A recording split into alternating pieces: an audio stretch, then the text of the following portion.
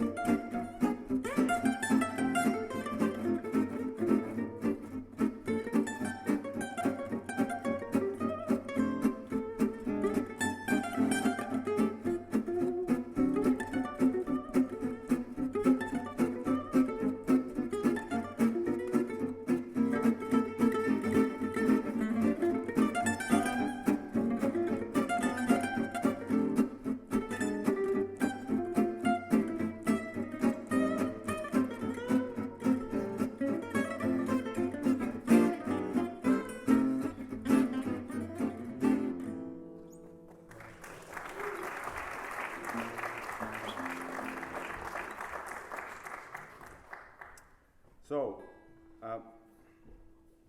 maybe, have you seen maybe the interview I did with Stochelo, where he played the same solo? It's on YouTube. And then I asked him the question, because many people wonder how long or why, so how did Stochelo develop his playing? I wanted the same question when we started Rosenberg Academy, and actually the only thing he did, he told me, from like, how old were you like, when you started playing guitar? 12, 11? I was 10 years old. 10 years old. So the only thing he really did until the age of maybe 17 was learn Django solos, right? Yes. Yeah. You had how many? You had 1 record of Django, or maybe 2, and he would just use this old, maybe, how do you call this in English? Pickup? We call it a pickup in Dutch. It's a record player, turntable. And he had to like move the needle every time to learn the next note and the next note and the next note. So imagine that today with all the software, how easy it is, how difficult it was for him to do it. But the theory goes around, because he only had this 1 record and had to learn all the solos on this 1 record, this kind of limiting factor of having this 1 record made him study every little nuance of this recording. And that's the way why that's why when he plays the solo, it's not only the notes, but it's all the inflections and it's the vibrato and it's the feeling. What would you say about like the situation back then, and when you see the young players today, when it comes to learning Django solos and the importance of Django solos, learning Django solos? Do you think it's important? I think it's very important because the most of young people that I watch in the Netherlands is that mostly they start not with Django, they start by Stochelo or Birelli or Dorado or and that's the bad thing about learning the gypsy jazz. You must go back to the source of this kind of music, and that is the music of Django. That's the way I did it when I was 10 years old, and I did it until I was 16 years old. And I learned every note, what Christiaan just said, of Django Reinhardt, but not only the notes. I tried also to find out how he did the vibrato of Django. It's very important, and also the attack of the chords and the notes and the licks, what he played. So hoe zeg je dat van ik aanbeveel? I can recommend. I recommend exactly the young people to, when you start to play gypsy jazz, to go back, take some disc of Django Reinhardt and try to copy Django Reinhardt. That don't mean that you must copy Django all your life, because I did it till I was 16, 17 years old, and after that I start to figure out my own style. But it's very important to know or try to know how Django plays the licks and the guitar, the feeling and the vibrato. But you did it for 8 to 10 hours, right? 8 to 10 hours a day from 11 to 16. 8 hours. So it might seem like 5 years, but it's actually a very long time. So what do you say about the approach of not learning the complete solo, but maybe only parts? Like many people do that, right? They only learn this lick on bar 5, but you learn the complete solos. What would you say is the advantage of learning the complete solo? Is there any? Would it be better to learn parts of it, or would it be better to learn the complete solos?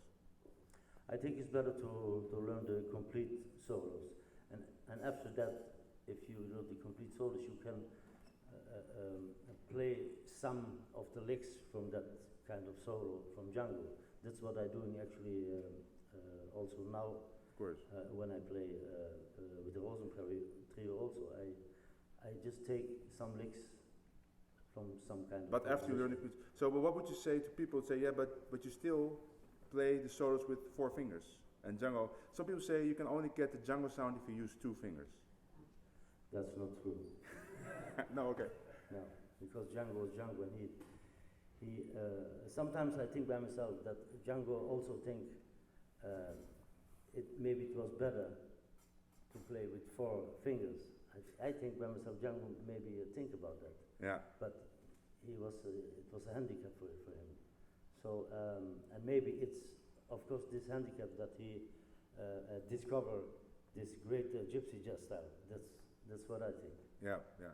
So what is your maybe one more question about the solo. So what is your, because you said you try to copy the tone, the vibrato. So do you also, how do you make decisions on when to use, just what everybody wants to know, when to use a downstroke or when to use upstroke, or is that just something that goes automatically? Or did you also try to copy that from the recording? No, absolutely not. When I was 12 years old, 10, 12 years, I did everything downstroke. Everything? Yes, but the quickly I understand I don't have much of technique with this kind of technique. Speed, you mean? Speed, yes. But it's not true, because he can play downstrokes so fast. The proof is in the Rosenberg Academy, where there's passages where he plays 6 downstrokes in a row. I can play even alternate that fast. So I'm sure you can play really fast only downstrokes. I don't think about it. No. I just play it like that, you know. Look, I don't know how many people of you were members of the Rosenberg Academy, but the peculiar thing about Stochelo's playing is the amount of downstrokes, right? You all know, okay, there's a lot of downstrokes, But Stochelo actually uses many more downstrokes than most other players. I think the only two people that I see use that many downstrokes are Stochelo and Moses. Paulus does it a little too, but a lot less. One of the examples from this solo would be the... That's all downstroke for Stochelo. Maybe in the end. But most people wouldn't do that. So when I started playing guitar, was like 5-6 years ago, He knows better than me. I tried to copy exactly what Stochelo did because I thought that was the best way. And then people ask me, because other guitar players, they were very confused, say, do I really have to do all the downstrokes? And I would always say, yes, of course. Stochelo is doing it, so you should do it too, if you want to play that fast. But then later discover that's not the only way, right? So don't get discouraged if you see the Rosenberg transcriptions, think, oh, 14 downstrokes in a row. Should I really practice that? I tried it for 2 years, I was very frustrated, and when I stopped doing it, it actually became a lot easier. But there is something to the sound you get when you do that. The sound is very explosive and very personal almost. It is less mechanic. So there's something to that, but it's very difficult to do that. So it's just something I want to say about that. I think every guitar player must find out by himself how he can play some Django lick or something. You must do it on your own way. You must figure out what's better for me when I play this lick. Is it downstrokes or upstrokes or both? You must figure it out for yourself. So something interesting we could do is that we play it again, but now you play your own solo. Okay. And then see if there's something left from the Django solo, or that if there's something that's inspired by it, or some kind of mechanism or concept. One, two, one, two.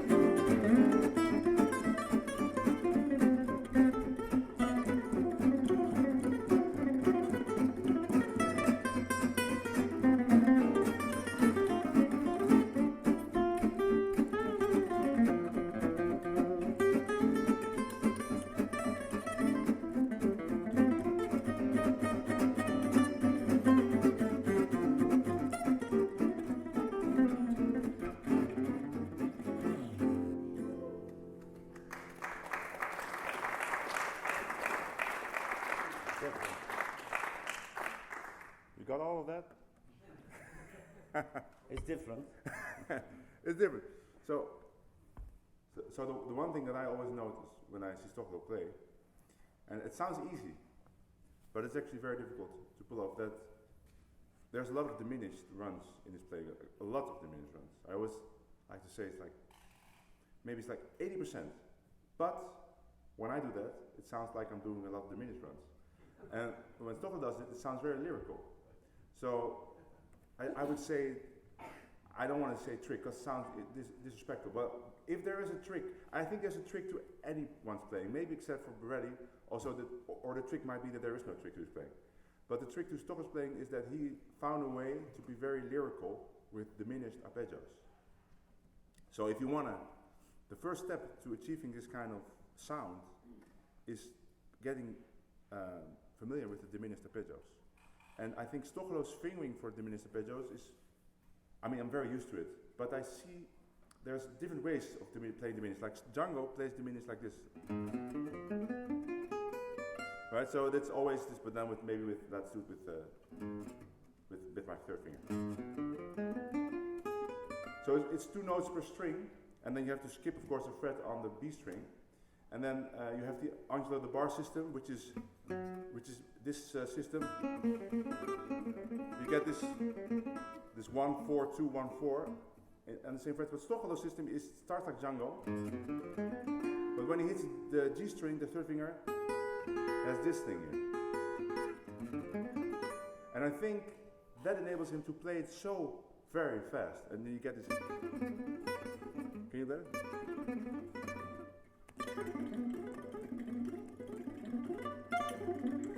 So that there is a very good exercise. But he does it with mostly downstrokes. So Stochelo plays like this. Down, down, down, down, down, down, down. Right? I cannot do it. I do down, up, down, down. I think his way is more consistent because it's all downstrokes, so you don't have to ever think about it. But so I don't know if you ever, maybe we could try to play this diminished arpeggio all together. So we start, no, but slow. So let's start on the G sharp on the low E string. So let me play it once for you. So it's 1 3 1 3 1 3 1 3 2 1. So let's do quarter notes. Let's do. I'm gonna count 1 2 3 4.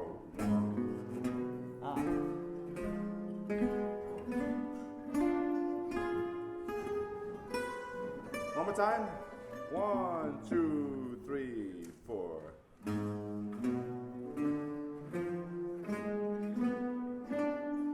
1. Okay.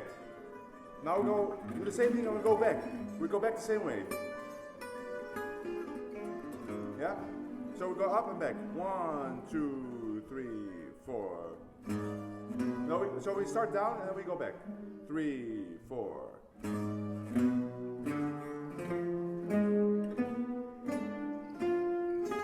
Down.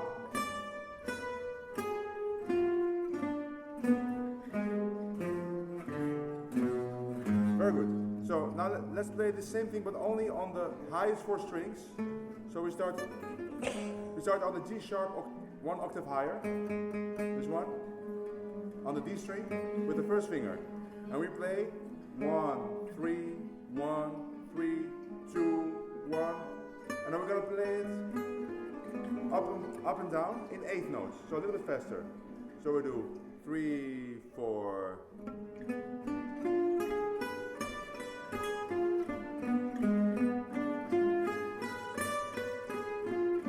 Good.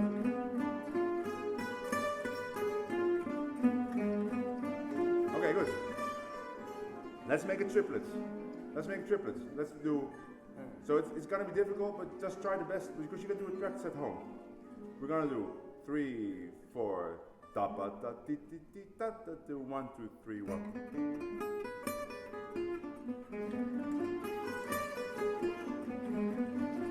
Down.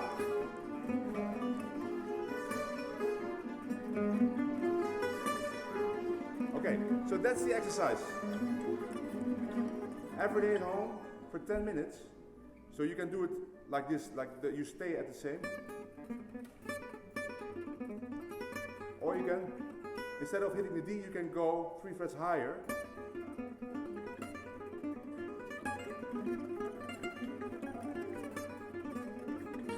So you can, it's a very good picking exercise.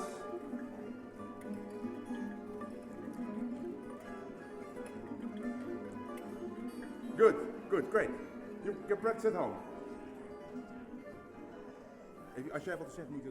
Nee, doe maar. Je doet het heel goed. So second thing we can practice, Stochelo's, is Stochelo's fingering for the major 7 arpeggio. He plays a lot of major 7 arpeggio and he plays them both on major chords, but he also plays them on minor chords by using substitution, but we get to it. So let's first, so in this song, for instance, you have B flat major, right, and then you have F major at one point. So let's go to the third chord, so it starts B flat minor, now we go to F. So Stochelo would often play on that chord something like this. So let's learn that, because that fingering is very Django-like. It's 2 fingers. It's 2 fingers. Yeah? So you start on the low E, on the A string. So let me show you first. So I'm gonna say the fingers. So 1, 2, 1, shift, 2, 1, 2, 2. Beginning. 1, 2, 1, 2, 1, 2, 2. 3, 4. One more time. Last time. Okay, so then we're here at the A. Then Stochelo would do 2, 1, and then 3.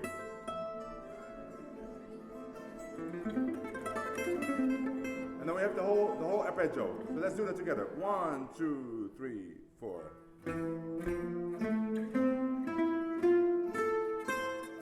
One more time. 3, 4.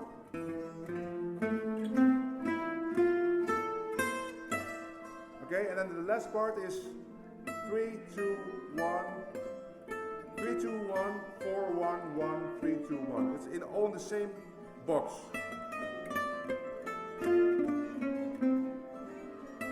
You record it. Let's play together. You're making recordings probably, so you can do it at home. En dan is het leuk als je misschien een solo speelt, waar je deze licks gebruikt en de minis, weet je wel. Ja. Okay, let's do it together. 1, 2, 3, 4.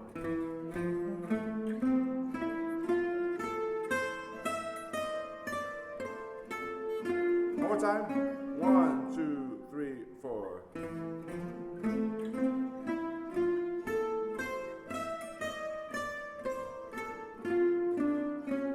Okay, so then the exercise would be at home to make a solo on this song using only or mostly diminished arpeggios and this lick. So I'm going to ask Stochelo to do that. And then you can see that it is possible to be very lyrical and musical using only kind of these devices. So diminished arpeggios and this major 7 arpeggio. Is dat goed? Kun je dat zo spelen? Wil je hetzelfde nummer willen? Ja, en dan probeer een beetje de diminished en deze arpeggio. Een beetje, je mag ook wel andere dingen doen, maar ja, voornamelijk. Ja. Okay, let's try it. 1, 2, 1, 2, 3.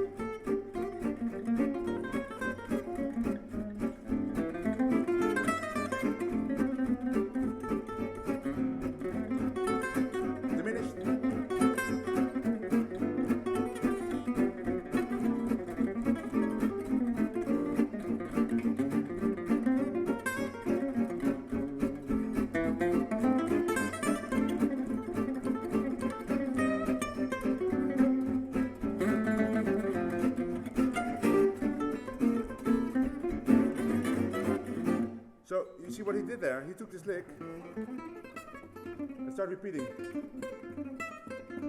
So you can take like a short idea, a phrase like that, and just mix it. Play the beat arpeggios up and down. Nice. Kun je een solo spelen waarbij je met akkoorden een akkoordsolo spelen, joh? Hoe doe je een akkoord? Gewoon weet je wel. Gewoon wat gave. Okay. So another important example what we want to show you is one of the things that Stochelo does, I think, better than anyone, is he knows all these cool kind of Django chord solo stuff, you know, like the tremolos. But there's something to the way Stochelo does it. He doesn't even use the most complicated chord shapes, right, where you have to stretch like this. No, it's all basic chords, but there's something to the attitude. So we want to show you what it would sound like. So he's just going to play a solo, but there will be a lot of chord stuff in it. And maybe some octaves, the octaven erin, yeah? Maybe like 2 chorussen, 2 kontjes. Ja. 1,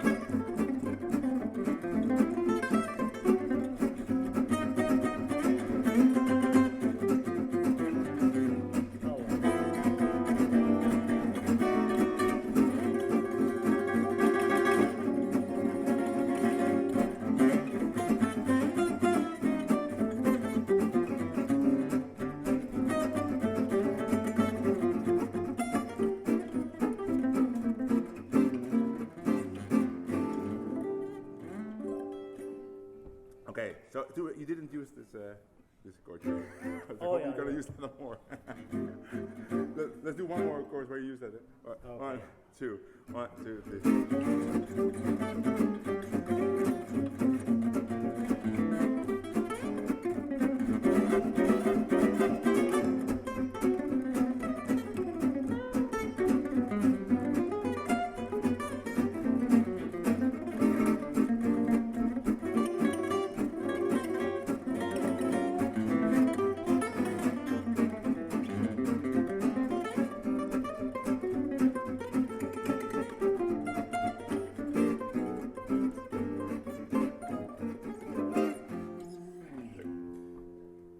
So, of course, it's kind of difficult to organize these things. I've seen a lot of chords of Stochelo. It didn't do the exact things I was hoping were going to happen. But we could say one thing I want to say about his octave playing, because I don't see a lot of people nowadays play octaves, except for the people that play like in the Dutch school. So that would be Stochelo and Paulus and Moses. They use a lot of octaves. But they don't do it like West Montgomery, where they use like octaves in eighth notes, like or fast or triplets. It's mostly quarter notes, but if you start playing quarter notes octaves, it can sound really boring. So Stochelo told me once that his right hand always keeps moving, right? It's like so there's a lot of false notes, like muted notes. So let's say I only play one note. I only play an A. So it would not be 1, 2, 3, 4. And this gives the attitude you want, and he does that always. Also when he plays chords, he would never play. I would play.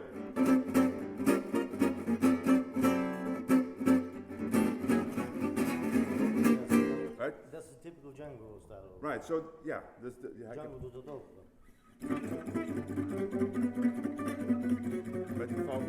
met die gemute dingen. Ja. Ja. I'd say it's really worth your time to practice that.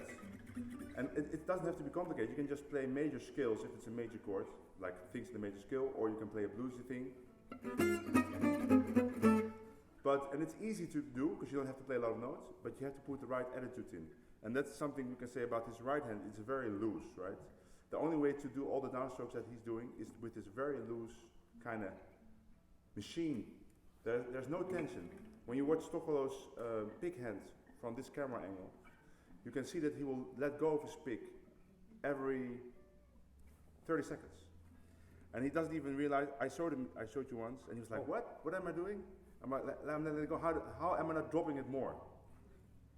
He's not dropping it more because it's really imbalanced on his hand. Well, I can't do it. If I let go of the pick, it immediately drops. But he can do it, and there's only 2 guitar players that I've seen do it. So Stochelo does this, and Gonzalo Bergara also. When he plays, he let go of his pick, and then, I don't know, why do you do that? I don't know. He does it in every song, in every Rosenberg Academy video, he does it at least, so the songs are always a theme and 2 choruses. He does it at least 6 times. Let go of the pick, like completely letting go of the pick in between notes, and then gripping it again, without dropping it. But that just shows you how relaxed his grip is here. It's very relaxed. The pick is like moving inside his hand and there's no pressure. So that's one thing we could say about the technique. And it helps if you want to play those chord things and have attitude. If you want to be loose. Kijk, hou hem niet zo stevig Nee, vast. helemaal niet. Ja, Nee. ja. Is het meer wat je wil zeggen hierover? Anders ga ik naar vragen. Yeah, you told the people that is he now on? Yeah. Ja. He told just that Gonzalo, there are only two people who played like that. Very loose. I hold them very loose. Well, I think more people let loose, Yeah. but you hold so loose that you actually let go of it. Yeah. Yes. Yeah. Yeah. And you told Gonzalo Berger also. Yeah. But you know why? No? Because he took everything from me. That's meant in the most positive way possible. No, but it's really true, because he told me a story when he met Gonzalo. Gonzalo started out in the beginning by trying, that's actually funny. He started out by trying to learn all Stochelo solos, but then he discovered that all these diminished arpeggios with all the multiple downstrokes are very complicated. So he started filling in the arpeggios with chromatic notes so that he could keep his picking up and down. Of course he can do double downstrokes, but that's in the beginning. That's how he got all the weird, all that stuff, you know? That comes from filling in those diminished arpeggios with chromatic notes. So he could keep this machine going upside. Now, those things are really not easy to play, by the way. So I think he made it even more difficult in some cases. But that's the story, so that's what you're referring to, right? Maybe we can go to some questions before we maybe hit another subject. Are there questions about stuff we said so far? No questions? Okay. Yeah? So, did you slow down recordings, or you learn them at the speed of the record, or was there playing with the speed? In the beginning I slowed down the record because hoe zei je dat Amerikaans? Wat wil je zeggen? Platen draaien. I forgot. Turntable. The turntable I had, it was 33 tours. And there was another button on it, you can slow it down to 16 and a half. So it was like, so it was very difficult for me. And it was not in the same tune, you know. So it was very difficult, but I did it like that. But 5 years later, because I had so many information how Django played the licks and everything, then I heard the lick and I said to me, oh, I remember this lick, that's that one and that one. So, in the end, I didn't slow it down anymore. I've heard a story about it. Is that I once talked to his brother. How many brothers do you have? Like 6? 5. One brother came to a concert we were doing, and then I started talking, and I talked about Stochelo, how much he practiced, and he said he drove us crazy, because we woke up and there was already guitar, and it continued the whole day, and he had to sleep with his pillow over his ear so he couldn't hear that damn guitar. But that is the way to get good, right? Practice like it's an obsession, which it was. So, but you don't practice anymore, right? You don't never practice anymore. No, that's a shame. But yeah, he doesn't need to practice, of course. But I mean, there's always something to practice. But this morning I was trying to learn some of my songs, and he got them like within like 30 seconds, like the themes and stuff. So you know, he's so fast. He understands so well how the guitar works compared to what he's hearing here, that it's almost automatic. When I came here yesterday, I didn't play the guitar for 2 weeks. So I actually, what I'm trying to say is, I have played now for 40 years or something.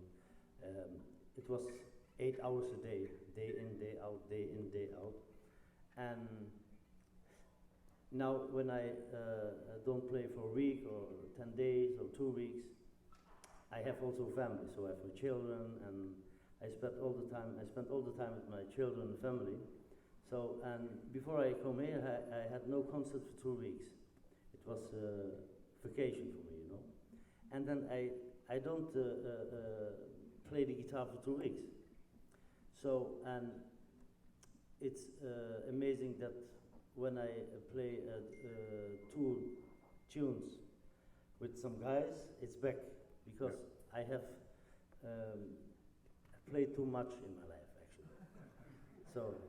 And on any guitar, because we were jamming this morning, and he was playing a Western guitar that was laying in the living room, and it sounded pretty good. Yes. So I said, let's switch guitars, and I was like, oh my, how could you play on this, you know? But it sounded exactly like Stochelo on a really bad guitar, so really bad. I could not play a single chorus on it, and we played Donna Lee on it, so. No. But the key is actually to practice every day for hours. And be relaxed, relaxed. Yes. Yeah. And listen to Django. Yeah, just on diminished arpeggio, Sonia, in the bridge in Coquette, his first one, he does that run up from the E to the harmonica as well. Yeah. And it's just so incredibly fast. You mean this? Right? Yeah. Yeah, that's very difficult to play. Actually, he does it. The most famous place where he does it is Bossa Dorado, the bridge. Right? So maybe for reference for the other people, we can show them. Can you play Bossa Dorado, the thema van Bossa Dorado spelen? Ja, oké. Alleen thema, gewoon geen intro. Okay. Ja. One.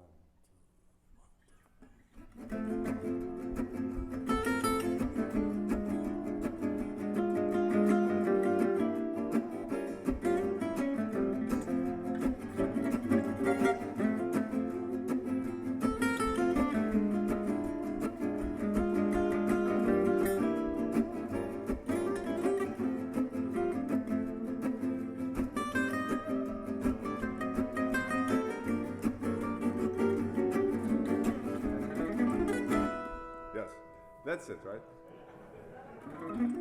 I practiced my ass off on that one. I still can do it that fast. But the secret is that it's mostly downstrokes again, eh? Yes. Oh, that's pretty close. Yeah. But what do you want to know about it? Well, how to practice it, and it seems like he's dropping his arm. Yes, well, that depends. Do you want to do it with all downstrokes, or do you want to do it with alternating? Well, the way I've been practicing is the way he has been down. So if you want to practice it that way, this is the way to do it.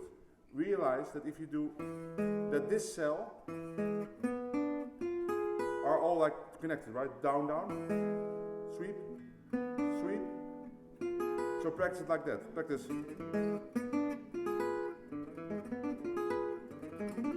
So you practice the sweeping patterns, like these little sweeps. But I play alternate, so then you don't have to do that.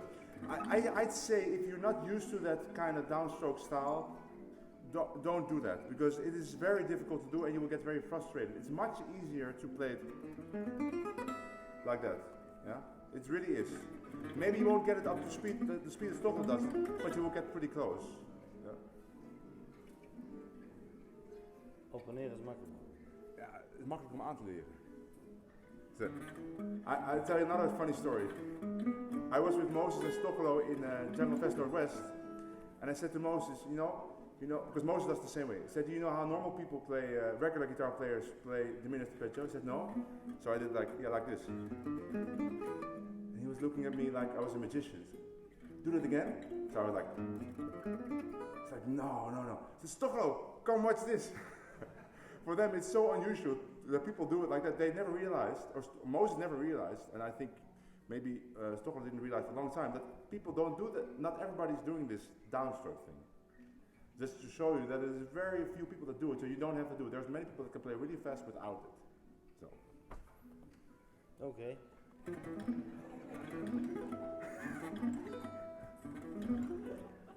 Question?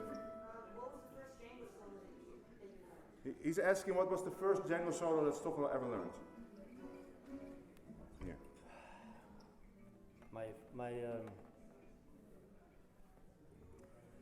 My first Django solo was based on Sweet Georgia Brown, but I don't remember it. You can play it? You can play it? No, I can't play it anymore. Yes. Did you ever learn any Django solos already? Okay. Which one? The Rome one or the old one? Okay. Wat vind jij beter solo? Die Rome versie van Manuswing of de oude? Ik vind Rome. I like more the Rome version of Django. Actually, I think. No, okay, that's not important. Okay, let's go. More questions?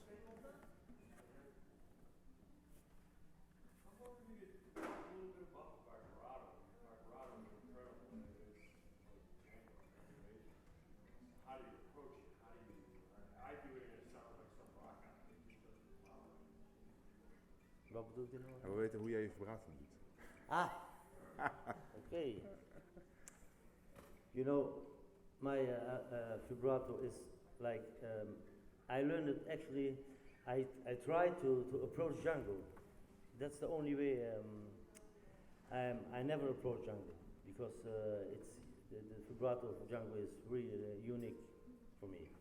But I tried it when I was very young, and maybe I have my own style of vibrato now. So, but I tried to approach the Django vibrato actually. That's the way I learned it. You want some technical advice about it? Yeah. Okay. Because this is like the one thing of Stochelo's playing that is very difficult for me to emulate. I mean, the speed obviously, but I mean like the phrase and stuff I know them. But the vibrato is very difficult. It has always been. It's getting better now. I've asked many times, Stochelo, how do you do the vibrato? I filmed it. And then the answer is always like this. But that's because, of course, he's not thinking about the movements. So I've analyzed the movements, and I think I've come pretty close on the high strings. Because there's two vibrato movements. Stochelo has two. He has one that's upwards, and he has one that's downwards. Right? So let's say we have to play vibrato on this note. He lets go of his, there's only one contact point on the guitar. It's only his finger on the frets. Usually it's two fingers. And he pushes the string upwards, right? So it's very difficult to get it to this speed. The way I do it, I think this is pretty close to Stochelo's vibrato. Can you do the vibrato on the note? Yeah. So the first thing that you notice is the amplitude is pretty big. It's not like this. It's this amplitude. So you need that amplitude to make it this lyrical quality, but then you need to be able to do it fast, pretty fast. Soms doe ik het ook met twee vingers. Ja, dat heb ik net gezegd. And then, so the way I do it is, I say in my videos always, never lock the wrist, but this is an exception. So that's why you shouldn't practice vibrato all day, because you will injure yourself. So I lock my wrist. There's something to the way the thumb points. Yeah, it sounds crazy, but the Stochelo's thumb points, like when this is together, it points that way. And I've tried my thumb at different positions, but it works best if your thumb is pointed that way. So it's pointed that way, right? And then you lock your wrist and you practice it like this with a metronome. So 1, 2. Quarter notes. And then you do 8 notes. Make sure that you always hear triplets, 60s notes. And then you move up the metronome. Now, I think, I'm not completely sure about the metronome mark, because on violin it's different, but I think it's like 120. If you can do 60 notes at 120, you're pretty close to what Stochelo is doing. Okay, but that's on the high strings. That's the easy one. The difficult one is on the low strings. For example, when Stochelo plays a solo of... can you play that? Listen to the vibrato on that D note. No. Yeah. So let's listen to the vibrato on that note. With rhythm, maybe. Yeah. So, let's do it. Laten we beginnen in de bridge van die solo. Hoe gaat het ook?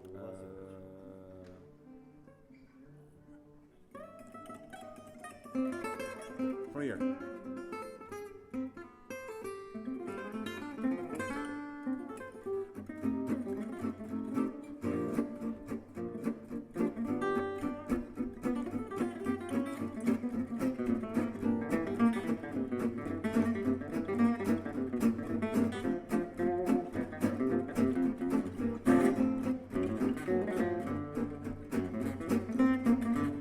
So, that is my favorite spot to practice vibrato, because it's very difficult to get it to that sound. So the mechanics of it, there are now two contact points. There's one with the thumb behind the neck, and there's one with on the note. And then he shakes his wrist, and look at how the guitar moves. See how much the guitar is moving. That's how much force or how much movement there is on the guitar. If your guitar is not moving, you're not doing it correctly. Yeah? So now when I do it, actually I cheat. I do it with one contact point. I use my whole arm to do it, but I cannot do it on this low note. It's easier to do it there, right? So, but this is very difficult. I still haven't got it, but I'm getting closer and closer. Great question. Heb je ook verteld dat ik dit hier had? Yeah. Oh. More questions? What time is it, actually? To make sure. More questions? Otherwise, yeah.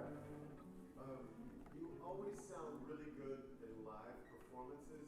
Like, why is that? Because a lot of the players I've seen, they have problems with playing live, but it seems like no matter what, whether it's a microphone or whatever it is, it always sounds good. Why? Why it always sounds good live? That's a good question. Why it sounds good? I mean, Maybe. like all the live videos sound so good. Maybe it's also the experience, you know.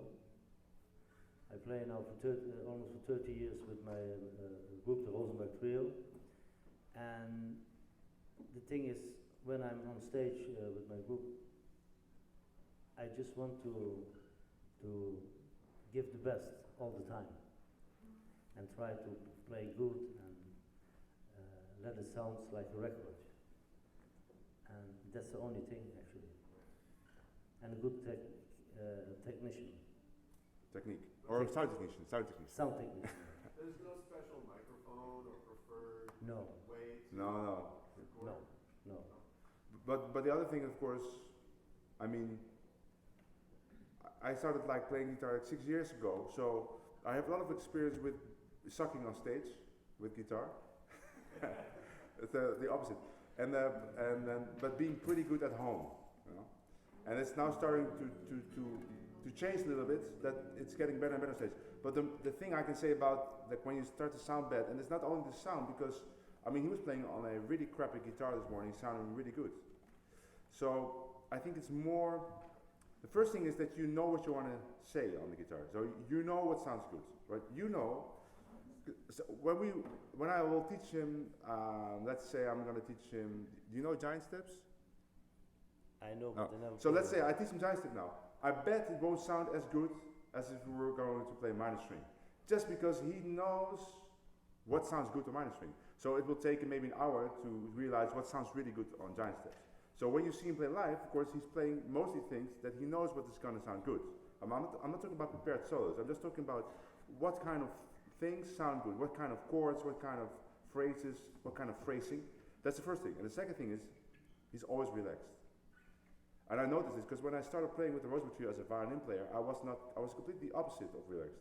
I was very nervous. And especially when Stochelo first played the solo, and I had to play a solo after it, I was even more nervous. And it just sounded bad, even though my violin technique is very good. But just, I was so nervous and so tense. And with guitar, I have the same thing. The first thing I do is start clenching the pick, like really. Of course, I don't notice it, but I was like, oh, I'm holding it so tight now, and then the tension comes here, and then your timing is gone because you can't time anymore, right? You start rushing. That's the first thing I start doing when I get tense. And it can happen in any situation. It's not only live. It can also happen when there's like 8 guitar players, and they say, "Hey, man, you want to play a song?" I mean, that can happen then already, right? So that would never happen probably. I mean, do you ever get nervous? Sometimes. I think there was one time oh yeah, I know. There was one time, I remember one time that he got nervous, but I didn't even notice it. So.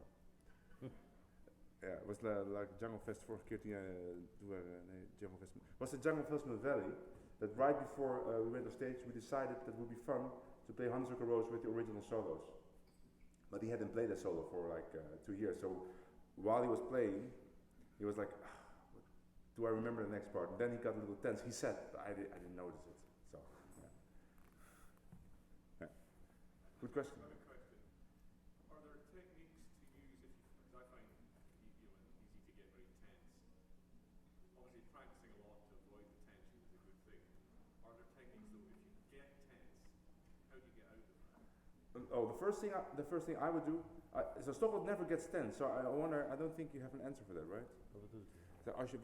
Heb je trucs die je hebt als je zenuwachtig of gespannen raakt om te ontspannen voordat je moet spelen? Nee. So yeah, that's what I thought. Stochelo never gets tense, but for me, I can tell you what it is for me. So the first thing is that I should stop clenching the pick. That's the first thing, right? But there's another thing which has nothing to do with technique, but it's with the attitude. It's just stop playing things that are too complicated, right? It's very nice that you can play all those triplet runs at home, but if you get a few when you are not able to do it, right? And I make the mistake of just trying it anyway, but it's actually better to not do it, get relaxed, and then do it, right? And because if you start doing it when you're tense and it fails, you get even more tense. And that's just a down spiral that goes nowhere, or it goes down. And so play simpler things. Start playing some chords, you know. And that's the other thing about Stochelo. I hope you don't mind me talking mostly. But I have observed and studied Stochelo so much. The one thing is that his ideas and lines are always really clear.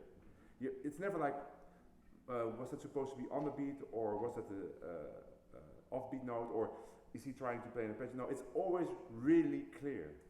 And from clarity, also that's an answer to your question, from that clarity comes a good sound. So even when there's a really loud rhythm guitar player, playing really loud, I asked Stochelo once, because that's another thing, when there's a loud rhythm guitar player and you want to start playing really loud, you get tense.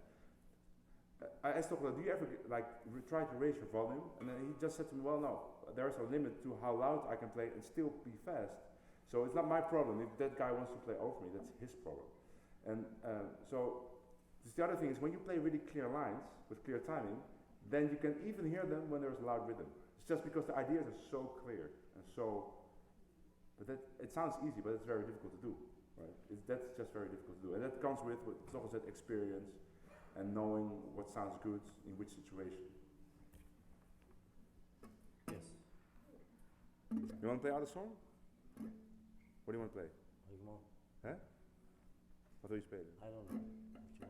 What do you want to hear? What do you want to hear him play? Coquette? You want to hear Coquette? Oh, Hans Well, you want to hear the solo of Django then? Or you want to just... Okay, kan je Hans Well de eerste solo van Django spelen en dan gewoon je eigen ding? I try. But you want to hear this lick, right?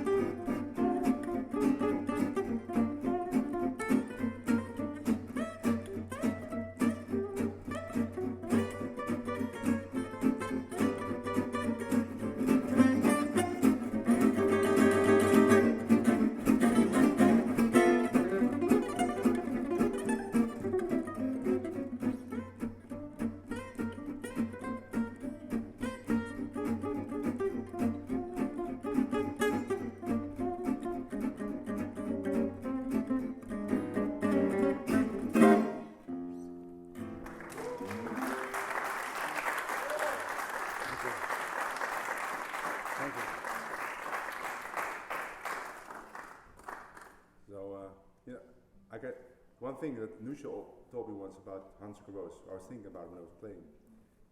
I was playing it with him, and I was playing like probably most of you were played like this.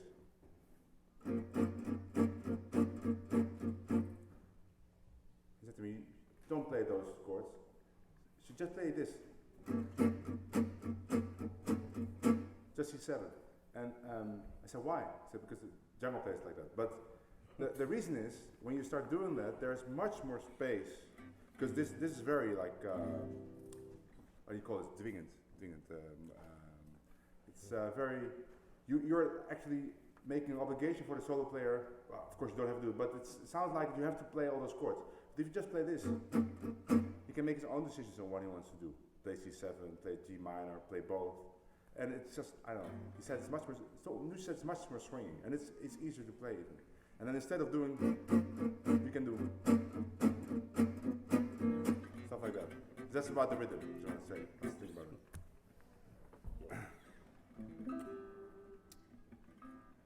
Any questions about that?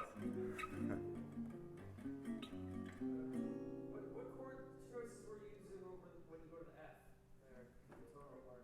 Yeah, so, well, I basically play rhythm like Nusha, in the sense that it doesn't maybe sound the same, but I use the same substitutions that he uses, which is, his principle is like simplifying everything and then make it more complicated.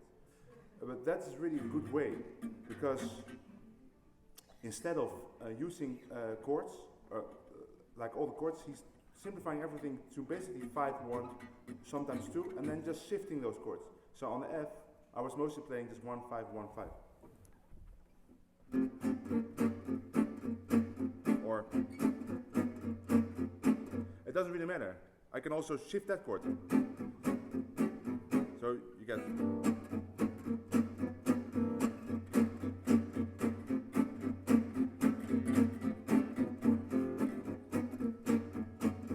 It doesn't really matter. I can just shift it around. So what this creates is it creates a lot of harmonic interest, because I'm finding a route towards the F, and he is finding a different route towards the F, and then we meet at the F. So there's not really choices. It's just I try to listen to what he's doing, and also follow not per se the harmonic content, but more like the intensity. So when it gets really intense, I start using more intense embellishments, but only in the left hand.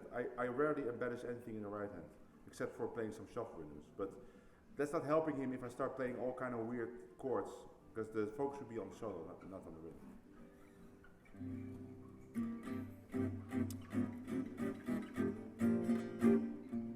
Okay, I think we have time for like maybe 1 or 2 more questions, and then tomorrow there's another. I see Mr. Cheng. Mr. Cheng. Stochelo hates banjo.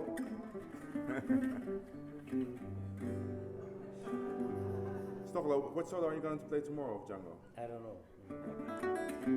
Which solo would you want to hear tomorrow? Which Django solo?